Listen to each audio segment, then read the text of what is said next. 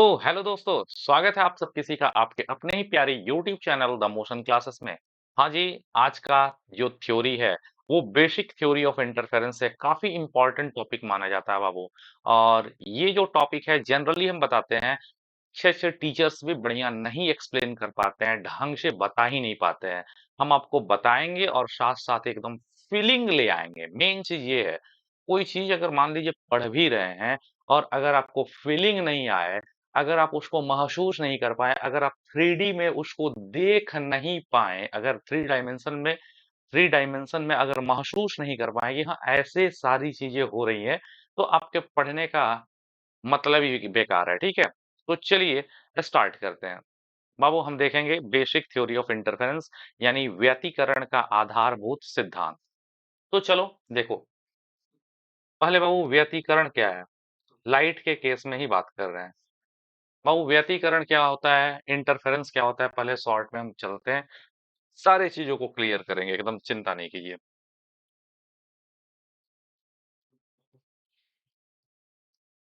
बाबू interference interference को हम लोग कहते हैं व्यतिकरण।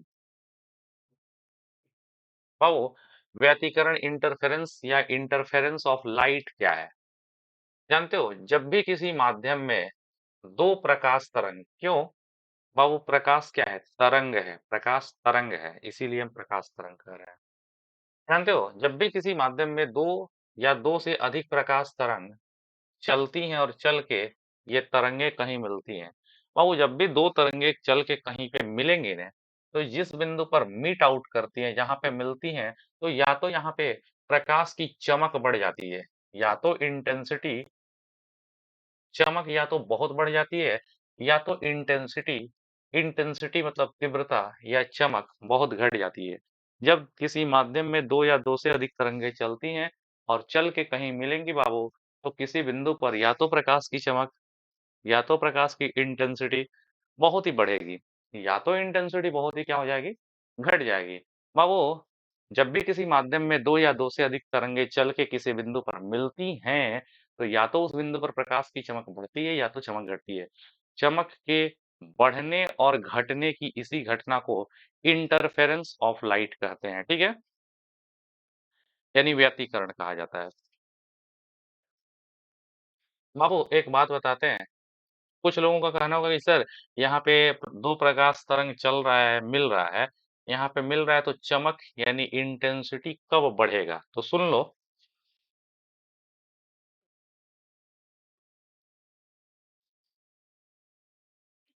बहुत ढंग से आपको उसका आंसर देंगे, इंटेंसिटी कब बढ़ेगा, यानी चमक कब बढ़ेगी। बाबू चमक बढ़ना है ना, तो देखो, ये एक प्रकाश तरंग है, ये प्रकाश तरंग है, ये दूसरी तरंग है। एक काम करते हैं, देखो जी, ये तरंग और ये तरंग दोनों चल करके यहाँ पे जब मिलेगी, वो दो प्रकाश तरंगे चल करके किसी बिंदु पर अगर मिलेंगी और वहां पे अगर बाबू दो तरंगे कहीं चल करके मिल रही है और वहां पे अगर दोनों का श्रिंग, मतलब इस तरंग का श्रिंग, श्रिंग मतलब ऊपरी बिंदु, एक तरंग का श्रिंग दूसरे के श्रिंग पर पड़े, बाबू श्रिंग श्रिंग पर पड़े या गर्त गर्त पर पड़े, यानी सेम सेम पे पड़ना चाहिए। श्रिंग श्रिंग पर या गर्त गर्त पे पड़ेगा, तो हम वहां पे देखेंगे कि चमक बढ़ जाएगी। यानी एक तरंग का श्रिंग, एक का श्रिंग दूसरे के श्रिंग पर या गर्त गर्त पे पड़ता, या गर्त गर्त पे पड़ेगा, यानी श्रिंग श्रिंग पे गर्त गर्त पे, हाँ वो क्रिस्ट क्रिस्ट पे ट्रफ ट्रफ पे पड़ेगा, श्रिंग श्रिंग पे पड़ेगा, तो यहाँ पे इंटेंसिटी बढ़ेगी, प्रकाश की इंटेंसिटी चमक बढ़ेगी। और यहाँ पे जो व्यतिकरण होगा उसको कहेंगे रचनात्मक व्यतिकरण, कंस्ट्रक्टिव इंटरफेरेंस। ठीक है, तो यहाँ पे एक बात तो हमको क्लियर होगी भाई। कोई पूछे व्यतिकरण क्या है, व्यतिकरण यानी इंटरफेरेंस किसको कहते हैं, तो तुम क्या कहोगे, क्या जवाब रहेगा भाई तुम्हारा? कहोगे जब किसी माध्यम में दो या दो से अधिक तरंगे चल करके किसी बिंदु पर मिलेंगी, तो या तो उस बिंदु पर प्रकाश की इंटेंसिटी, प्रकाश की चमक या तो बढ़ती है, या तो इस बिंदु पर इंटेंसिटी घटती है। प्रकाश की इंटेंसिटी, दो तरंगे मिलेंगी, कहीं चमक बढ़ेगी कहीं चमक घटेगी, इंटेंसिटी बढ़ने या घटने की घटना को ही इंटरफेरेंस कहा जाता है। बाबू हम बताए हैं यहाँ पे आगे वाले फिगर में कि किसी बिंदु पर दो तरंगे चल रही हैं और चल के कहीं मिल रही हैं, तो चमक कहाँ बढ़ेगी? दो तरंगे चल करके मिले बाबू, ऐसे मिले कि दोनों का स्रिंग स्रिंग स्रिंग पर पड़े, स्रिंग स्रिंग पर या गर्त गर्त पे पड़े, तो उस समय कहते हैं कि तरंगे समान कला में मिल रही हैं, समान कला, सेम फेज में। और बाबू स्रिंग स्रिंग पर या गर्त गर्त पे पड़ता है, तो उस समय देखा जाता है कि यहाँ पे इंटेंसिटी बढ़ जाता है और प्रकाश की चमक का बढ़ना रचनात्मक व्यतिकरण यानी कंस्ट्रक्टिव इंटरफेरेंस कहलाता है। वैसे तुमको हिंदी में भी लिख दे रहे हैं, नहीं तो तुम हो कंफ्यूज्ड पर्सन। तुम क्या करोगे कि सर क्या कहे हैं क्या नहीं कहे हैं। कंस्ट्रक्टिव इंटरफेरेंस बाबू स्रिंग स्रिंग पर या गर्त गर्त पे पड़ेगा, तो वहां पे चमक बढ़ेगी, इंटेंसिटी बढ़ेगी। वही है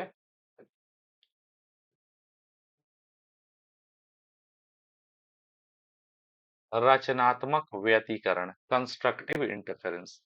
बाबू अब थोड़ा सा, जब तरंगे मिल रही हैं, कहाँ पे चमक घट जाएगी?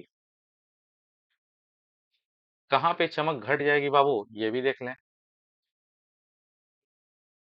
ये तरंग ऐसे आई,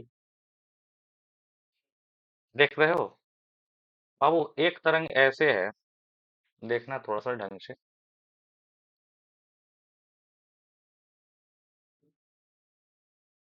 यहाँ आप देख रहे हो कि बाबू एक तरंग ऐसे आ रही है, दूसरी तरंग ऐसे आ रही है, लेकिन ये ऐसे आ रही है कि एक का श्रिंग इसका श्रिंग इसके गर्त पे पड़ेगा, यानी अपोजिट तरीके से मिलेगी।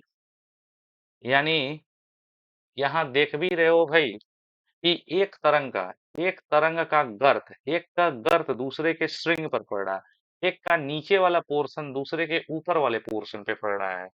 अगर गर्त श्रिंग पे पड़े या श्रिंग गर्त पे पड़े, यानी श्रिंग गर्त पे पड़ जाए, तो वहां पे यानी एक का श्रिंग दूसरे के गर्त पे या एक का गर्त दूसरे के श्रिंग पे ऐसे पड़ने लगे ना बाबू, तो यहाँ पे श्रिंग गर्त पे पड़ता है, तो यहाँ पे प्रकाश की इंटेंसिटी चमक कम हो जाती है। प्रकाश की चमक का कम हो जाना, प्रकाश के चमक का इंटेंसिटी का कम हो जाना डिस्ट्रक्टिव इंटरफेरेंस कहलाता है। विनाशी व्यतिकरण बाबू इंग्लिश में कहते हैं डिस्ट्रक्टिव इंटरफेरेंस। कंस्ट्रक्टिव को सी आई, डिस्ट्रक्टिव इंटरफेरेंस को डी आई कहते हैं, ठीक है। अच्छा बाबू कुछ बात और भी बताएंगे। आपको एक बात ढंग से तो जान लेना चाहिए कि बाबू मान लो दो तरंगे हैं, एक तरंग ऐसे चल रही है, एक ऐसे चल रही है, दूसरी ऐसे चल रही है, दोनों तरंगे चल के कहीं पे मिलेंगी। अगर दोनों तरंगे कहीं चल करके मिले, तो वहां पे नेट इंटेंसिटी क्या होता है, नेट चमक क्या होता है? नेट चमक का सूत्र होता है आई बराबर A1 square plus A2 square plus 2 A1 A2 cos phi. सुन लो।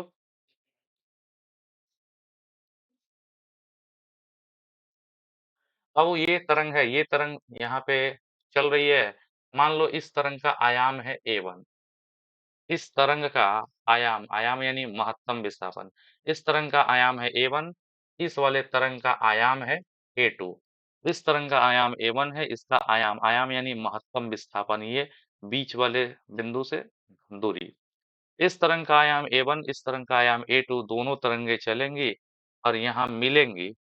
बहु इसका A1 A2 आयाम है, दोनों चल के मिलेंगी और यहाँ पे फाई कलांतर में मिलेंगी।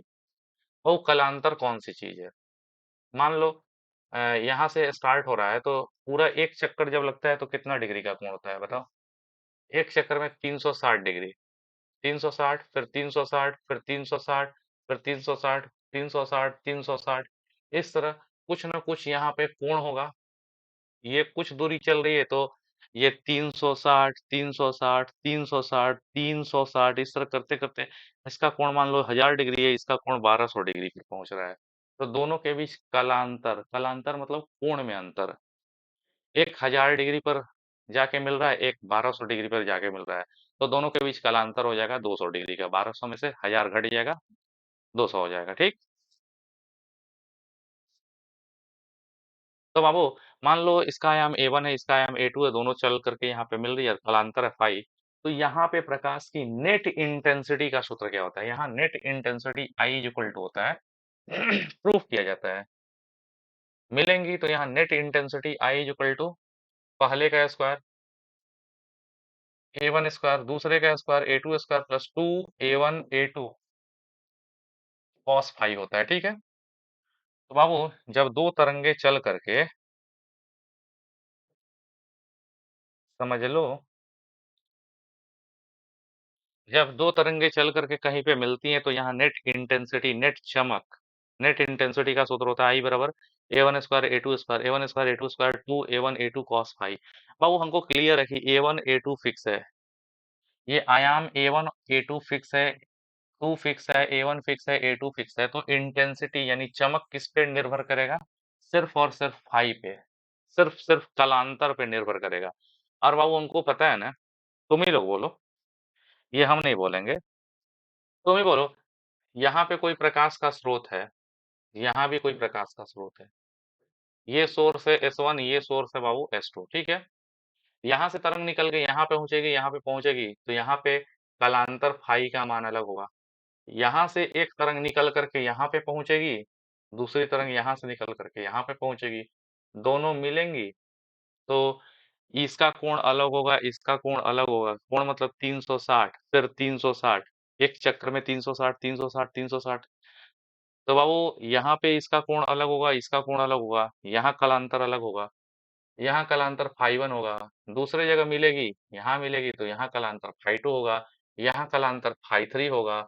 अलग अलग बिंदु पर कलांतर, जब अलग अलग बिंदुओं पर तरंगे जाके दोनों से मिलेगी तो हर जगह कलांतर अलग अलग होगा, और कालांतर फाई अलग अलग होगा तो इंटेंसिटी यानी चमक अलग अलग होगी।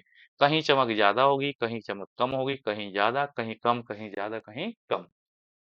यही होता है बाबू इंटरफेरेंस, ठीक है। तो हमको लगता है कि आप समझ गए, अब इसका मैथमेटिकल ट्रीटमेंट किया जाए। ट्रीटमेंट मतलब इलाज है। अब इसका मैथमेटिकल ट्रीटमेंट करेंगे। बाबू हम क्या कहें, दो स्रोत लिए हैं, एक S1 एक S2, दो स्रोतों से तरंगे निकल करके पहुंच रही हैं। S1 और S2 से तरंगे निकल करके कहीं पहुंचेंगी तो इसका यहाँ पे कलांतर अलग होगा, अलग जगह पहुंचेंगी, अलग जगह जाके मिलेंगी तो वहां कलांतर अलग होगा। अलग अलग जगह दोनों स्रोतों से तरंगे निकल के अलग अलग बिंदु पर पहुंचेंगी तो हर जगह कलांतर फाई अलग अलग होगा, और कलांतर फाई अलग अलग होगा, हाँ जी, ये कलांतर फाई अलग अलग होगा तो वहां पे इंटेंसिटी यानी प्रकाश की चमक भी क्या होगी, अलग अलग होगी। कहीं चमक ज्यादा, कहीं कम, कहीं ज्यादा, कहीं कम। यही है इंटरफेरेंस। तो बाबू जितना चीज समझाना था वो समझा दिए। अब मेन चीज है इसको डिस्कस करना, ठीक है। तो चलो डिस्कस भी कर देते हैं।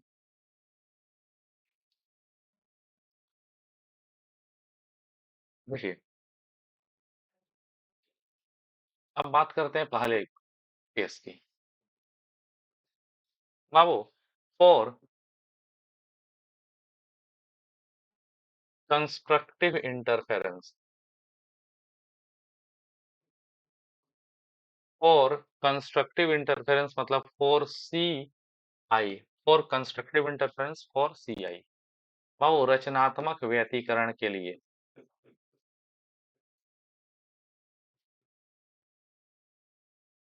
जो बात कर रहे हैं रचनात्मक व्यतिकरण के लिए हम लोग बात कर रहे हैं। अच्छा, आप लोग को एक बात और भी एक्स्ट्रा हम समझा देंगे। मैथ में बाबू, मैथ में एक चीज पढ़ा जाता है जनरल वैल्यू। मैथ की एक चीज है बाबू जनरल वैल्यू, ठीक है, सामान्य मान, ठीक है। तो जनरल वैल्यू का एक फॉर्मूला होता है, उस जनरल वैल्यू के फॉर्मूले का यहाँ यूज होगा। एक बाबू चीज होता है, जानते हो, अगर कॉस थीटा बराबर कॉस अल्फा हो, अगर cos थीटा बराबर cos अल्फा हो तो तुम डायरेक्ट थीटा बराबर अल्फा मत लिखना। cos theta is equal to cos alpha हो तो थीटा बराबर अल्फा मत लिखना, थीटा के लिए लिख देना थीटा बराबर 2n pi plus minus alpha, ठीक है। एक मिनट,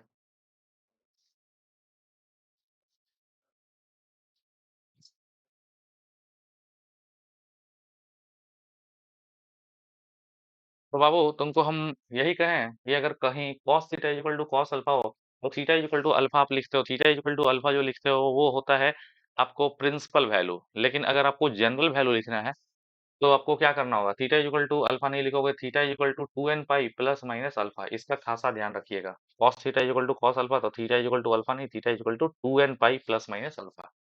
ठीक है, तो चलो बाबू अब बात करते हैं कंस्ट्रक्टिव इंटरफेरेंस की, रचनात्मक व्यतिकरण की। हाँ बताओ। बताओ। हम जानते हैं कि रचनात्मक व्यतिकरण की स्थिति में हम जानते हैं कि रचनात्मक व्यतिकरण की स्थिति में स्रिंग स्रिंग पर पड़ता है या गर्त गर्त पर पड़ता है, और उस समय प्रकाश की इंटेंसिटी यानी चमक मैक्सिमम हो जाती है। हम जानते हैं कि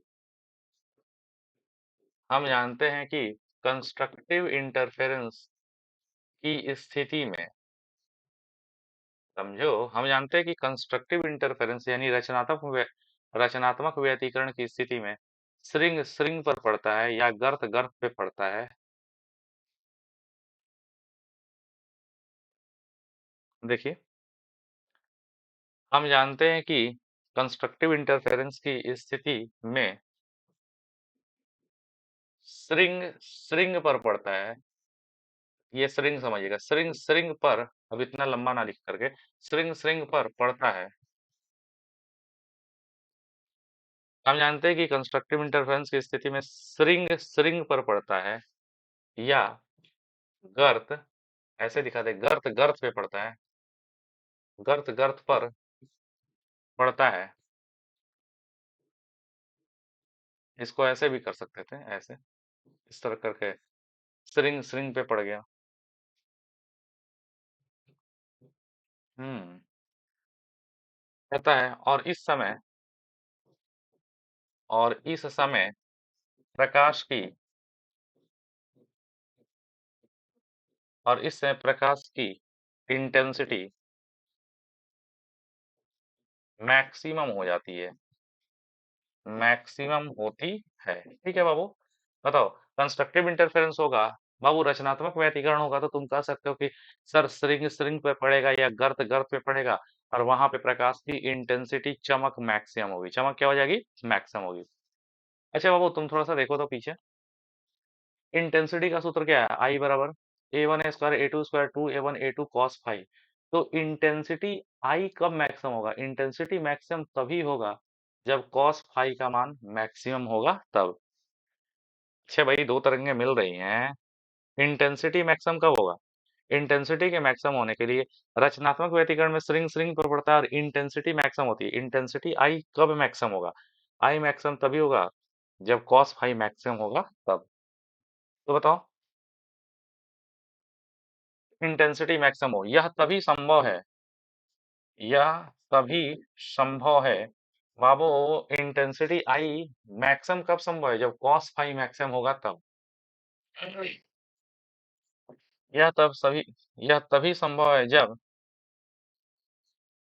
cos फाइव का मान मैक्सिमम हो, जानते हैं। अगर ढंग से इस वीडियो को देख लिया ना तो फिर दोबारा नहीं जरूरत पड़ेगी। तो बाबू कंस्ट्रक्टिव इंटरफेरेंस होगा, स्ट्रिंग स्ट्रिंग पर पड़ेगा, गर्त गर्त पे पड़ेगा, वहां चमक बढ़ेगी। और इंटेंसिटी बढ़ने के लिए क्या होना चाहिए, इंटेंसिटी तभी बढ़ेगा जब cos फाइव मैक्सिमम हो। यानी बाबू तुम्हारा, इसलिए cos फाइव आपको मैक्सिमम होना चाहिए।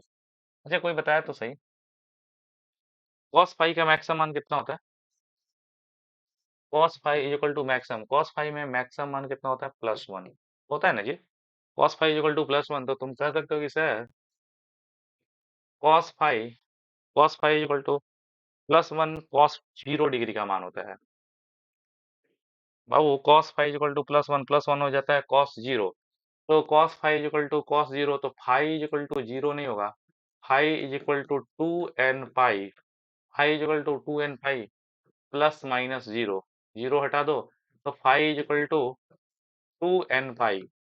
बाबू हम 2n पाई में 2n को पोस्ट में कर देते हैं, और ये फाइव जो है ना, ये है कलांतर।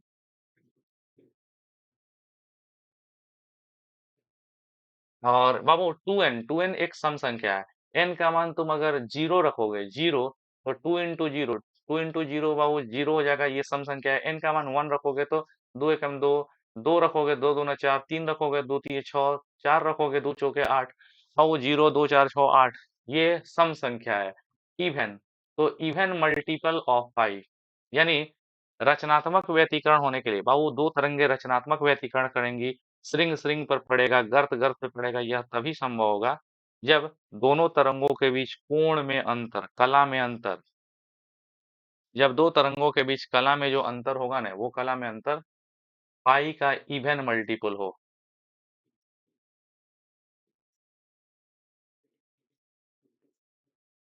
इवन मल्टीपल ऑफ पाई ना जी। तो तुम कह सकते हो कि सर दो तरंगे रचनात्मक व्यतीकरण तभी करती है, दो तरंगे बाबू मिल करके रचनात्मक व्यतीकरण तभी करेंगी, यानी श्रिंग श्रिंग पर तभी पड़ेगा जब दोनों के बीच जो कलांतर है, जो कोण में अंतर है, वो पाई का बाबू इवन मल्टीपल होना चाहिए, यानी कलांतर पाई बराबर 2n पाई, 2n पाई। बहुत अच्छा। इवन मल्टीपल ऑफ पाई। बाबू तुमको यहाँ पे पता होना चाहिए n का मान क्या हो सकता है। n जीरो भी हो सकता है, प्लस माइनस वन भी हो सकता है, n का मान plus minus one, plus minus दो, प्लस माइनस तीन, प्लस माइनस चार, कुछ भी हो सकता है, ठीक। अगर जीरो रख दोगे तो कलांतर क्या मिल जाएगा, कलांतर पाई कितना मिल गया, n का मान पहले जीरो रखो, जीरो रख दोगे, जीरो, जीरो रखोगे तो सब जीरो हो जाएगा, कलांतर पाई हो गया जीरो। अगर प्लस माइनस वन रखो, n का मान प्लस माइनस वन, n का मान अगर प्लस वन या माइनस वन, प्लस वन रखोगे तो वन रखोगे बाबू plus two pi, plus two पाई, और माइनस वन रखोगे तो माइनस टू पाई, तो प्लस माइनस टू पाई। एन का मान अगर प्लस माइनस टू रखोगे, एन का मान प्लस माइनस टू, दो दूना चार पाई, तो प्लस माइनस फोर पाई। अब वो सोने वाला चार पाई मत समझ लेना, ठीक है। एन का मान प्लस माइनस तीन रखोगे, तीन रखोगे तो दो तीन छह, plus minus six pi, plus minus eight pi, ठीक है। अप टू डॉट डॉट ऐसे, यानी बाबू दो तरंगे कहीं पे मिल रही, दो तरंगे कहीं मिल रही, दोनों के बीच कलांतर यानी कला में अंतर या तो जीरो हो, या तो plus minus two pi, plus minus four pi, plus minus six pi, plus minus eight pi, यानी पाई का अगर इवन मल्टीपुल आने लगे तो कहेंगे कि दोनों तरंगे ऐसे मिलेंगी कि श्रिंग श्रिंग पर पड़ने लगेगा, गर्त गर्त पे पड़ने लगेगा, और उस समय रचनात्मक व्यतीकरण होने लगेगा और प्रकाश की इंटेंसिटी क्या हो जाएगी, चमक बढ़ जाएगी, ठीक।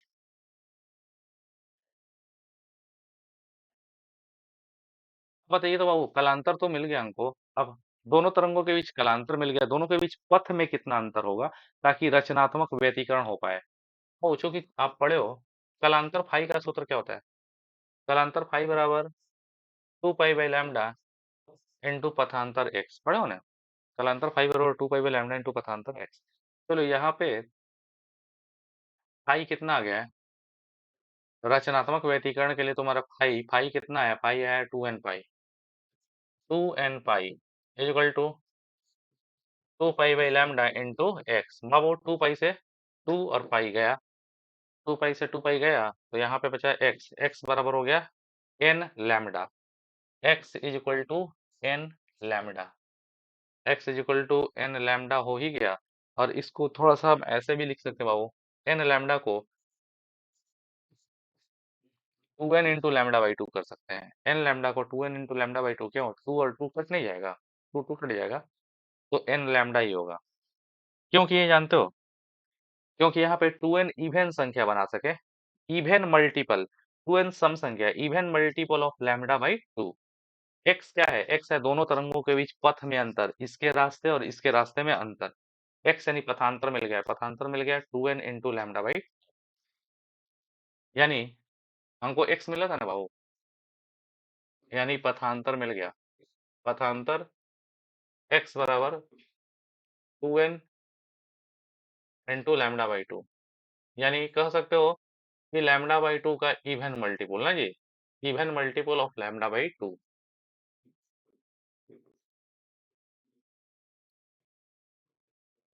Even multiple of lambda by two मिल गया ना जी। तो तुम कह सकते हो भाई, समराइज करते हैं बाबू, समराइज यही करते हैं, दो तरंगे, ये एक सोर्स S1 है, ये सोर्स S2 है, S1 और S2 दो सोर्स है, इससे तरंगे निकल करके यहाँ पे मिल रही हैं। इससे तरंगे निकल करके यहाँ पे क्या हो रही है बाबू, मिल रही है। और क्लियर है कि ये वाली तरंग ज्यादा चल रही है, ये वाली तरंग कम चल रही है। ये ज्यादा चल रही है, ये कम चल रही है। और ये तरंगे यहाँ पे जाके जब मिलेंगी तो यहाँ श्रिंग श्रिंग पर कब पड़ेगा, श्रिंग श्रिंग पर कब पड़ेगा, या गर्त। दो तरंगे बाबू यहाँ पे जाके मिलेंगी तो यहाँ रचनात्मक व्यतिकरण कब होगा, यानी श्रिंग श्रिंग पर कब पड़ेगा या गर्त गर्त पे कब पड़ेगा, जानते हो। यहाँ पे श्रिंग श्रिंग पर या गर्त गर्त पर तब पड़ेगा जब, अच्छा बोलो बोलो, तो ये एक चक्कर लगेगा तो 360 डिग्री, 360 डिग्री, 360 डिग्री, 360 डिग्री, तो ये यहाँ पे मिलेगी तो कुछ ना कुछ कोण होगा, इसका भी कुछ ना कुछ कोण होगा। तो यहाँ पे रचनात्मक व्यतिकरण होने के लिए, यहाँ रचनात्मक व्यतिकरण होने के लिए, श्रिंग श्रिंग पर गर्त गर्त पर पड़ने के लिए, दोनों के बीच कलांतर, इसके इसके बीच जो कलांतर होना चाहिए, कलांतर फाई, वो 2n पाई होना चाहिए, यानी पाई का इवन मल्टीपल होना चाहिए। या यहाँ पे रचनात्मक व्यतिकरण होने के लिए कलांतर तो या तो 2n पाई होना चाहिए, या तो पथांतर, पथांतर मतलब इसके पथ और इसके पथ में जो अंतर होना चाहिए, पथांतर x कितना होना चाहिए, 2n इंटू लैम्डा बाई 2 होना चाहिए। ये पता चल गया। अच्छा बाबू, यहाँ पे n का मान तुम क्या रख सकते हो, n का मान तुम 0 1 2 3 4 5 कुछ भी रख सकते हो, 0 प्लस माइनस 1 प्लस माइनस 2 कुछ भी रख सकते हो, तो उस समय x कितना मिलेगा, x मिल जाएगा। x मिल जाएगा बाबू, अगर तुम 0 रखोगे, 0 रखोगे तो ये टोटल टर्म 0 हो जाएगा। n का मान तुम प्लस माइनस 1 रखोगे, बाबू 2 से 2 तो कट ही जाएगा, 2 2 कट ही जाएगा। प्लस माइनस अगर 1 रखोगे, दोनों रखो, प्लस 1 और माइनस 1 दोनों रखो, तो यहाँ पे मिलेगा प्लस 1, प्लस माइनस 1 रखोगे तो प्लस माइनस लैम्डा। अगर n का मान प्लस माइनस 2 रखोगे तो plus minus 2 lambda, plus minus 3 lambda, plus minus 4 lambda, etc। ठीक है, तो बाबू तुम्हारा ये चलेगा, ठीक। यानी तुम्हारा यही हुआ बाबू कि दो तरंगे कहीं पे जा करके मिल रही हैं तो वहां पे रचनात्मक व्यतिकरण तभी होगा जब दोनों तरंगों के बीच कोण में अंतर यानी कलांतर जो होगा वो पाई का इवन मल्टीपल हो या पथांतर लैम्डा बाई 2 का इवन मल्टीपल हो। अच्छा चलिए जी, यहाँ पे श्रिंग श्रिंग पर पड़ रहा है तो यहाँ पे नेट चमक कितनी होगी ये भी निकाल लेते हैं कि नेट इंटेंसिटी क्या होगी, आई व्हाट विल बी। अब बताओ, जब दो तरंगे मिलेंगे यहाँ पे तो रचनात्मक व्यतिकरण जब होगा, तो रचनात्मक व्यतिकरण में हम देखे भी हैं बाबू कि रचनात्मक व्यतिकरण जब होता है तो कॉस फाई का मान मैक्सिमम होता है और वो कितना होता है, +1। चलो यहाँ पे नेट इंटेंसिटी क्या होगा, तरंगे मिलती हैं तो नेट इंटेंसिटी का सूत्र होता है, क्योंकि net intensity I is equal to A1 square, A1 square plus A2 square plus 2 A1 A2 cos phi, इतना ही होता है जी। तरंगे यहाँ पे मिलेंगी तो यहाँ पे नेट इंटेंसिटी होता है I equal to A1 square A2 square 2 A1 A2 cos phi, होता है ना बाबू। अब मान लेते हैं कि इसका आयाम A1 नहीं, इसका भी A है और इसका भी आयाम A है, दोनों का A है। लेट मान लो ये पहले का भी आयाम A1, दूसरे का भी आयाम A2, दोनों सेम है, A1 बराबर A2 बराबर A। यानी बाबू A1 को भी हम, A1 भी जहाँ रहेगा A लिख देंगे, A2 भी जहाँ रहेगा A लिख देंगे। मान लेते हैं कि दोनों का आयाम सेम है, पहले का भी दूसरे का भी, A1 बराबर A2 बराबर A। चलो तो नेट इंटेंसिटी क्या होगी जब तरंगे मिलेंगी, तो नेट चमक क्या होगी, नेट चमक होगी I is equal to A1 square, I is equal to A1 square, A1 भी कितना है A, A1 A है तो A1 के लिए पहले का भी A स्क्वायर प्लस A2 दूसरे का भी A2 भी A स्क्वायर, A1 का भी A स्क्वायर, दोनों का सेम है A2 भी A स्क्वायर, प्लस तो प्लस 2A1 A2, 2 तो 2A1 पहले का भी आयाम A, A2 भी A into cos phi, cos phi का मैक्सिमम मान कितना होगा बाबू, +1 हो जाएगा। 2 और A1 A2 दोनों का सेम मान लिए, A1 भी A A2 भी A, और कॉस फाई का मैक्सिमम मान होता है रचनात्मक व्यतिकरण में +1। अब बोलो बाबू I is equal to A square मिलके 2A स्क्वायर प्लस ये +1 से गुणा करोगे वही हो जाएगा तो 2A square, 2A square plus 2A square बराबर I is equal to 4A square, I is equal to 4A square. I is equal to 4, तो 4 हो ही गया, 4 तो 4 हो गया। ए क्या है? ए है एक तरंग का आयाम। ए है एक तरंग का आयाम, और ए का स्क्वायर करोगे तो एक तरंग की इंटेंसिटी हो जाएगी। ए है किसी एक तरंग का आयाम, और एक तरंग के आयाम का स्क्वायर करोगे तो एक तरंग की इंटेंसिटी हो गई I1। यानी बाबू हमको क्या देखने को मिला? हमें तो यही नहीं देखने को मिला कि जब तरंगे रचनात्मक व्यतिकरण करती हैं, जब तरंगे मिलती हैं, श्रिंग श्रिंग पर पड़ता है, गर्त गर्त पे पड़ता है, तो वहां नेट इंटेंसिटी, नेट चमक I1 और I1 मिलके, I1 और I1 मिलके 2I1 नहीं होती है, 4I1 हो जाती है। यानी वहां पे एक्स्ट्रा में 2I1 कहीं से आया है। और जानते हो कहाँ से आया है? होना क्या चाहिए? I1 और I1 मिल करके श्रिंग श्रिंग पर पड़ेगा, तो I1 I1 2I1 होना चाहिए। आया कितना है बाबू? 4I1।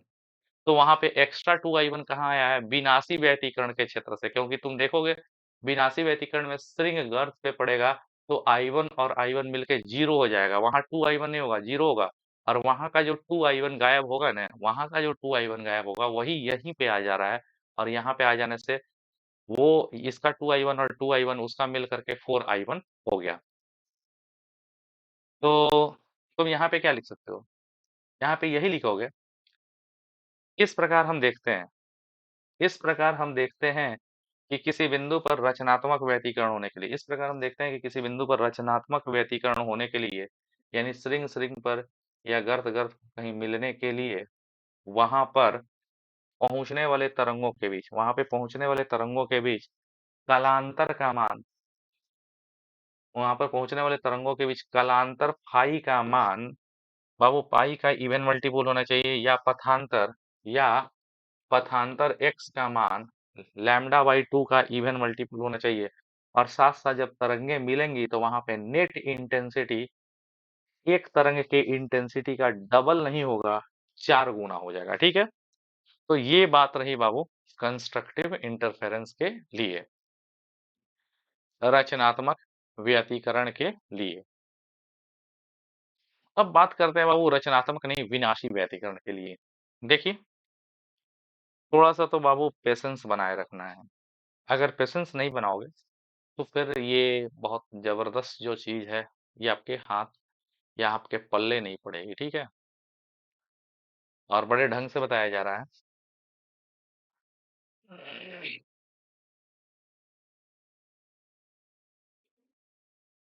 देखिए, अब दूसरी बात करते हैं बाबू, रचनात्मक व्यतिकरण के लिए नहीं, अब विनाशी व्यतिकरण के लिए। विनाशी व्यतिकरण के लिए, बहु विनाशी व्यतिकरण के लिए, यानी फॉर डिस्ट्रक्टिव इंटरफेरेंस, विनाशी व्यतिकरण के लिए यानी फॉर डिस्ट्रक्टिव इंटरफेरेंस। बाबू जिस तरह इसमें लिखे हैं, यहाँ रचनात्मक के लिए बात था, अब विनाशी की बात हो रही है। तो यहाँ पे लिखना होगा, हम जानते हैं कि डिस्ट्रक्टिव इंटरफेरेंस, अब दूसरा है ना, हम जानते हैं कि डिस्ट्रक्टिव इंटरफेरेंस की स्थिति में श्रिंग गर्त पे पड़ता है या गर्त श्रिंग पे पड़ता है, श्रिंग गर्त पे या गर्त श्रिंग पे पड़ता है, और इस समय प्रकाश की इंटेंसिटी बाबू रचनात्मक में मैक्सिमम होगी और विनाशी में क्या हो जाएगी? मिनिमम। और इस समय प्रकाश की इंटेंसिटी मिनिमम होगी। और बाबू इंटेंसिटी मिनिमम होने के लिए कॉस फाई क्या होना चाहिए? मैक्सिमम नहीं, मिनिमम होना चाहिए। क्यों? इंटेंसिटी आई कॉस फाई पे डिपेंड कर रहा है ना। आई कब मिनिमम होगा? जब कॉस फाई मिनिमम होगा तब। हाँ, तो बाबू हम वही लिखने जा रहे हैं। हम जानते हैं कि,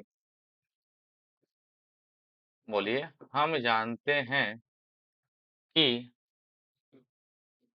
डिस्ट्रक्टिव इंटरफेरेंस में, हम जानते हैं कि डिस्ट्रक्टिव इंटरफेरेंस में एक तरंग का श्रिंग दूसरे के गर्त पे पड़ता है या एक का गर्त दूसरे के श्रिंग पर पड़ता है।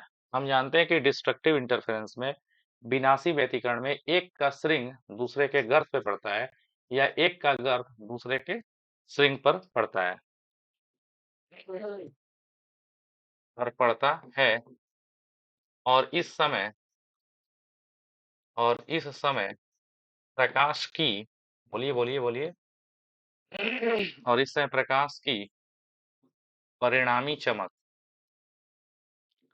परिणामी चमक यानी इंटेंसिटी मिनिमम हो जाती है, मिनिमम हो जाती है बाबू, इंटेंसिटी मिनिमम हो जाती है। और इंटेंसिटी आई तो कॉस फाई पे डिपेंड कर रहा है ना, I is equal to A one square A two square two A one A two cos phi होता है ना, तो इंटेंसिटी कॉस फाई पे डिपेंड कर रहा है। तो आई मिनिमम कब होगा, जब कॉस फाई मिनिमम हो तब परिणामी इंटेंसिटी मिनिमम हो जाती है। यह तभी संभव है, यह तभी संभव है जब कॉस फाई का मान मिनिमम हो। और कॉस फाई मिनिमम हो, विनाशी में मतलब श्रिंग गर्त पे पड़े तो उसके लिए कॉस फाई क्या होगा, चमक कम हो जाएगा। चमक इंटेंसिटी कम हो जाएगा, और इंटेंसिटी कम कब होगा, जब कॉस फाई मिनिमम हो, यानी cos phi must be minimum, यानी कॉस फाई हो गया बाबू मिनिमम सबसे कम। और कॉस फाई का मिनिमम मान, कॉस फाई का सबसे कम मान होता है -1, कॉस फाई का सबसे कम मान होता है -1। अब बोलो कॉस फाई इक्वल टू, अब -1 मान जो होता है ना, कॉस में 180 का होता है, तो कॉस फाई इक्वल टू -1 लिख दोगे, कॉस 180 यानी कॉस फाई। और cos phi equal to cos phi है, तो जनरल वैल्यू से क्या करोगे, cos phi equal to cos phi, तो फाई इक्वल टू क्या लिखोगे, phi equal to 2n pi, phi equal to 2n pi plus minus pi. अब पाई पाई कॉमन ले लो, तो phi equal to, phi equal to pi common ले लो तो 2n plus minus 1 into pi. अच्छा थोड़ा सा तुमसे पूछेंगे बाबू, यहाँ फाई क्या है, फाई है दोनों तरंगों के बीच कलांतर। जो तरंगे, दो तरंगे मिल रही हैं तो दोनों के बीच कलांतर यानी कोण का अंतर है, फाई है कलांतर। अच्छा वो, ये जो दो तरंगे मिल रही हैं विनाशी व्यतिकरण करेंगी तो वहां पे कलांतर कितना होना चाहिए, कोण का अंतर कितना होना चाहिए, 2n plus minus 1 into pi होना चाहिए। 2n क्या है, 2n तो सम संख्या है, 2n, n का मान एक भी रखोगे तो दो एकम दो, दो रखोगे तो दो दूना चार, तीन रखोगे तो तीन दूना छह, चार रखोगे तो दो चौके आठ, 10 12 14। लेकिन 2n सम संख्या है, सम संख्या में एक या तो जोड़ दो या तो एक घटा दो, तो सम में एक जोड़ते हो या घटाते हो तो विषम संख्या मिलती है, यहाँ तक क्लियर है। तो ये इवन नहीं है, ये ऑड, ऑड मल्टीपल ऑफ पाई, ये हो गया बाबू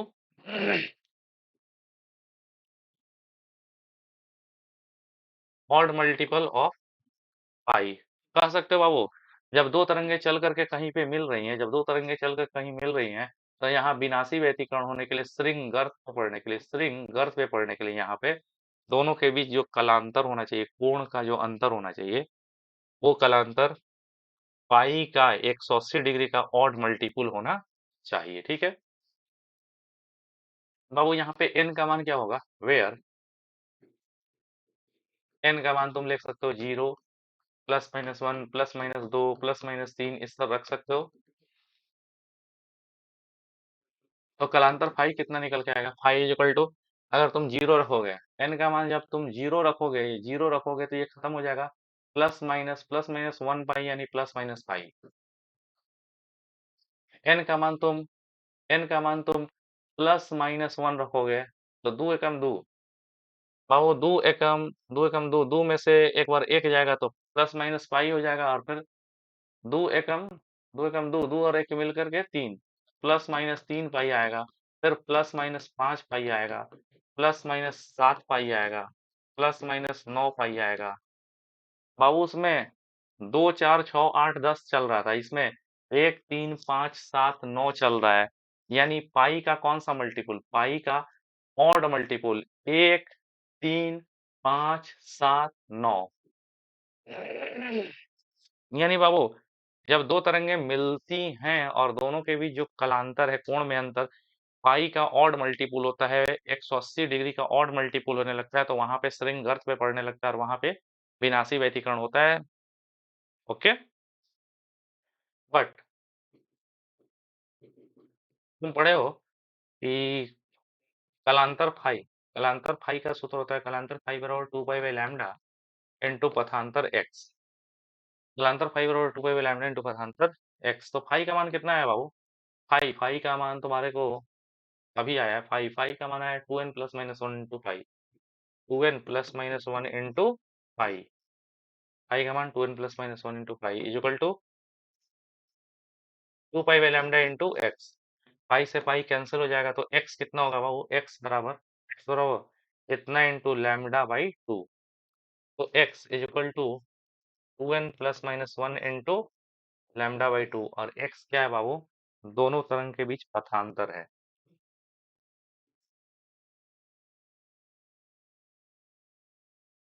यानी पथांतर कितना होना चाहिए बाबू? पथांतर होना चाहिए लैम्डा/2 का इवन नहीं ऑड मल्टीपुल, क्योंकि 2n में एक जोड़ दो या घटा दो क्या हो जाएगा? ऑड। यानी तुम कह सकते हो ऑड मल्टीपल ऑफ लैम्डा/2।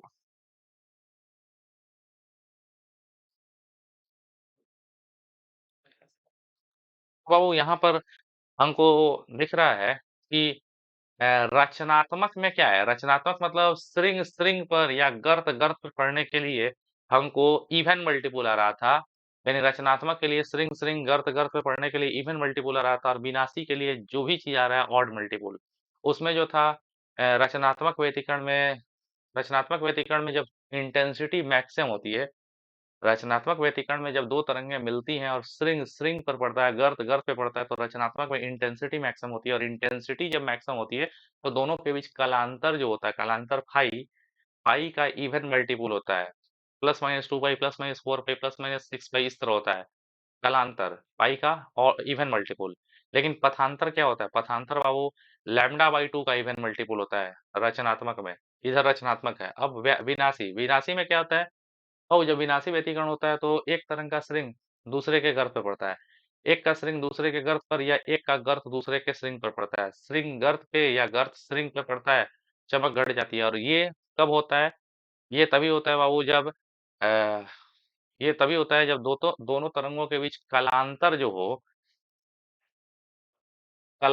हो बाबू पाई का ऑड मल्टीपुल हो, या पथांतर जो हो लैम्डा/2 का ऑड मल्टीपुल हो। रचनात्मक में सारी चीजें इवन मल्टीपुल आती हैं और विनाशी में ऑड मल्टीपुल आती हैं। ठीक है, तो बाबू यहाँ तक तो हम लोग को समझ में आ गया ना जी। तो यहाँ पे भी अगर आप चाहो तो यहाँ पथांतर की वैल्यू एक्स एन का मान बाबू 0 रख दो।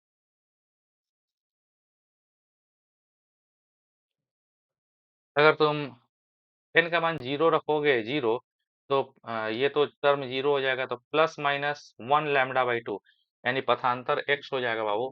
अगर एन 0 रख दो, 0, तो +-1 लैम्डा/2 यानी +-लैम्डा/2। फिर एक रखोगे, एक, तो दो एकम दो और एक मिलकर के 3, +-3 लैम्डा/2, +-5 लैम्डा/2, +-7 लैम्डा/2। इस तरह करते करते हो जाएगा। यानी बाबू लैम्डा/2 का 1, लैम्डा/2 के साथ 1 का गुणा है, लैम्डा/2 के साथ 3 का गुणा, 1, 3, 5, 7, यानी लैम्डा/2 का ऑड मल्टीपल होना चाहिए। ठीक, तो बाबू समराइज अगर करें, अगर हम समराइज करें तो कह सकते हैं एक सोर्स S1 है, दूसरा सोर्स S2 है। S1 S2 है बाबू, इससे तरंगे निकल करके यहाँ पे मिल रही हैं। दो तरंगे निकल करके बाबू यहाँ पे मिल रही हैं, एक का स्ट्रिंग दूसरे के गर्त पे पड़ रहा है। अगर स्ट्रिंग गर्त पे पड़े या गर्त स्ट्रिंग पे पड़े, ऐसे पड़े, तो यहाँ पे चमक क्या हो जाएगी? यहाँ पे चमक घट जाएगी। दो तरंगे निकल करके यहाँ पहुंचे और ऐसे पहुंचेगा वो कि एक का स्ट्रिंग दूसरे के गर्त पर या गर्त स्ट्रिंग पर पड़े। समझ रहे हैं ना? तरंगे ऐसे मिल रही है कि एक का स्ट्रिंग दूसरे के गर्त पे पड़ रहा है, या एक का गर्त दूसरे के स्ट्रिंग पर पड़ रहा है, तो यहाँ इंटेंसिटी चमक मिनिमम होगी। और चमक मिनिमम हो जाएगी ना, तो ये विनाशी व्यतिकरण का जगह हो गया। विनाशी व्यतिकरण का ये जगह हो जाएगा बाबू। और यहाँ पे ऐसा तभी होगा जब इन दोनों के बीच, इस तरंग और इस तरंग के बीच कलांतर, कलांतर मतलब इसके कोण और इसके कोण में अंतर कितना हो। अगर दोनों के बीच कलांतर फाई अगर हो ना, अगर कलांतर phi 2n plus minus 1 into लैम पाई। अगर दोनों तरंगों के बीच कलांतर पाई का ऑड मल्टीपल हो, तभी जाकर के बाबू स्ट्रिंग गर्थ पे पड़ेगा। या दोनों तरंगों के बीच कलांतर तो ठीक है, पथांतर एक्स कितना हो, पथ में अंतर अगर जो हो लैम्डा बाई 2 का ऑड मल्टीपल हो, यानी ऐसा हो, तभी जाकर के बाबू यहाँ पे इंटेंसिटी घटेगी, विनाशी व्यतिकरण होगा। अच्छा बाबू, अब हमको तो एक चीज और करना है। अच्छी, जब तरंगे यहाँ पे मिल रही हैं, तो यहाँ इंटेंसिटी कितनी होगी?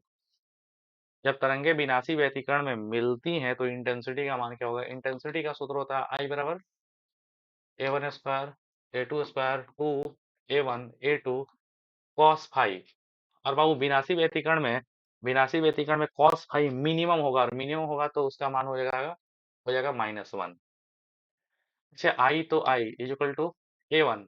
मान लेते हैं कि पहले का भी आयाम a1 भी कितना है, a, दूसरे का भी आयाम a2 भी क्या है, a। तो दोनों का अगर आयाम सेम मान लिया जाए, तो a1 बराबर भी हो जाएगा a स्क्वायर, a2 भी हो जाएगा a स्क्वायर प्लस 2, तो 2 a1 भी a, a2 भी a, और इंटू -1, यानी ये वाला प्लस नहीं होकर के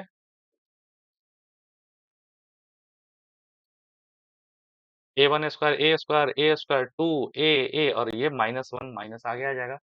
और वो नेट इंटेंसिटी आई क्या हो जाएगा, ए स्क्वायर जोड़ ए स्क्वायर 2a स्क्वायर और -2a square, 2a square minus 2a square cut करके आई इज इक्वल टू 0, यानी इंटेंसिटी हो जाएगी बाबू 0। यानी कहने का मतलब ये अगर ऐसे मिलेगा, एक का श्रिंग दूसरे के गर्भ पे पड़ेगा, श्रिंग अगर गर्भ पे पड़ेगा तो इसकी इंटेंसिटी I1 और इसकी भी I1, I1 और I1 मिल करके 0 हो जाएगी। होना कितना चाहिए, I1 मिलकर 2I1 होना चाहिए, लेकिन 0 हो जाएगा। स्ट्रिंग गर्थ पे पड़े, I1 जीरो, या गर्थ स्ट्रिंग पे पड़े तो I1 मिलकर के 0। यहाँ पे 2I1 या 4I1 नहीं हो रहा है, यहाँ पे क्या हो जा रहा है, 0। यानी यहाँ की एनर्जी क्या हो जा रही है बाबू, गायब हो जा रही है। और यहाँ से I1 और I1 मिल करके 2I1 जितनी गायब हो रही है, जानते हो यहाँ पे जो 2I1 गायब हो रही है ना, यही 2I1 जा करके वहाँ रचनात्मक व्यतिकरण के क्षेत्र में चली जा रही है। और रचनात्मक में इंटेंसिटी I1 और I1 2I1 ना होकर वहां पे 4I1 हो जा रही है, ठीक है। तो बाबू, ये जो लेक्चर था आपको पूरा बेसिक थ्योरी ऑफ इंटरफेरेंस का था, और कोशिश तो की है कि ढंग से समझाया जाए, लेकिन थोड़ा सा हमको लगता है कि थोड़ा तेज था, और कुछ नहीं। और खैर, आप लोग एक बार पढ़े हुए हैं, इसीलिए हम थोड़ा सा कोशिश किए कि थोड़ा हल्का सा तेज रखें, ठीक है। तो चलिए, ओके, थैंक यू। और अगर आपको दिक्कत हो तो एक बार इसको और भी देख लीजिएगा, ठीक है। एक बार और आप लोग इसको देख लीजिएगा जरूर, और उसके बावजूद भी अगर दिक्कत हो तो हम हैं ही। Okay, thank you.